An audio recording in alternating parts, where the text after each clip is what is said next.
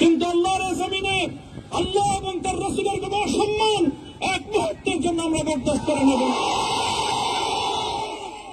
আমরা আমাদের সর্বোচ্চ ত্যাগ এবং কোরবানি স্বীকার করতে প্রস্তুত রয়েছি, জীবন দিতে প্রস্তুত রয়েছি।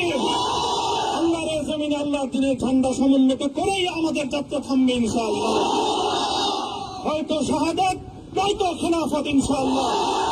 আল্লাহর জমিনে খেলাফত প্রতিষ্ঠার যে আওয়াজ আজ পৃথিবীর দিকে দিকে উচ্চারিত হচ্ছে, সে আওয়াজ বাংলার জমিনে খেলাফতের এই আন্দোলনকে চূড়ান্ত গন্তব্যে পৌঁছাবে ইনশাআল্লাহ।